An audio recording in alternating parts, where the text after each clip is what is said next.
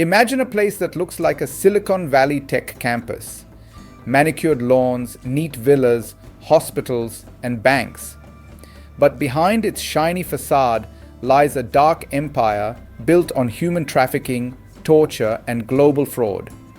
This is KK Park, a massive complex along the Thai-Myanmar border.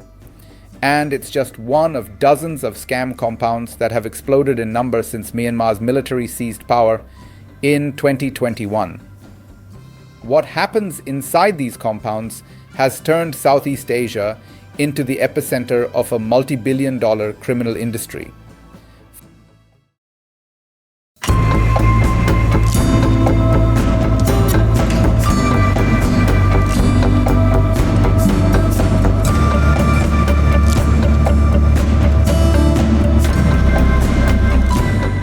Five years ago, the land where KK Park now stands was nothing but empty fields. Today, it covers more than 210 hectares, or 520 acres, along the Moe River that divides Thailand and Myanmar. From above, it looks like a modern city hub, complete with a hospital, restaurants, villas, and banks. But appearances are deceiving. KK Park is a frontline base for a criminal fraud industry that enslaves workers and forces them into running sophisticated online scams. Myanmar, Cambodia, and Laos have all become havens for such scam centers. Workers, often trafficked under false job promises, are forced to operate large-scale fraud schemes targeting victims around the globe.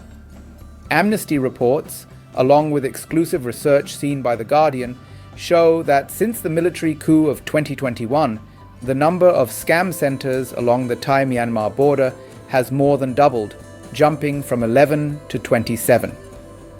Each month, these compounds expand by about 5.5 hectares. Attempts have been made to cut these operations off. Earlier this year, Thailand stopped supplying electricity, gas, and internet to border areas housing scam compounds. Yet, the centers found ways to adapt. Drone images of KK Park and another compound called Tai Chang reveal newly built structures, floating docks for supplies, and even satellite internet receivers, likely from Starlink, smuggled across the border to keep operations running. These compounds aren't just scam hubs, they are fortresses.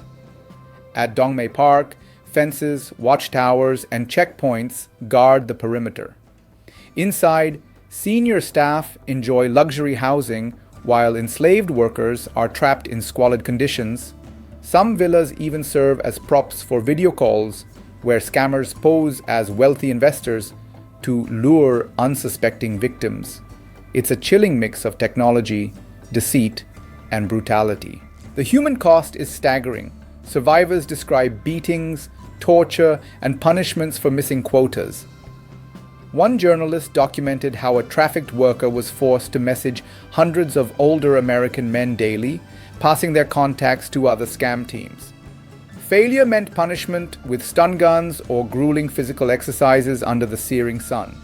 Earlier this year, around 7,000 people were rescued in joint operations involving Thailand, China, and local armed groups.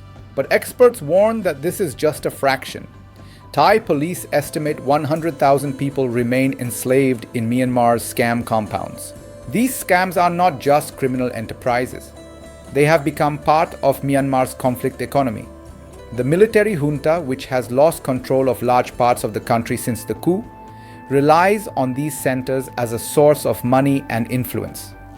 According to Nathan Rusa of the Australian Strategic Policy Institute, this criminal industry is now an existential necessity for Myanmar's embattled military. Simply put, the junta cannot afford to shut them down, as they depend on profits and the militias that protect these compounds. Despite the scale of this crisis, international response has been muted. Governments often dismiss scam centers as small-scale human trafficking problems. But experts like Amy Miller from Acts of Mercy International warn this is a dangerous underestimation.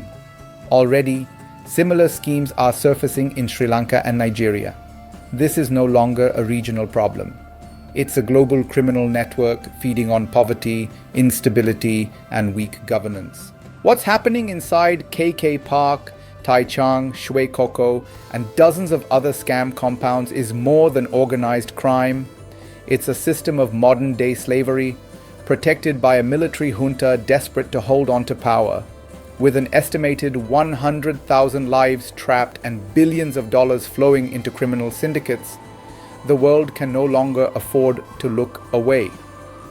Because every day that passes, the compounds grow, the violence worsens, and the human cost climbs higher.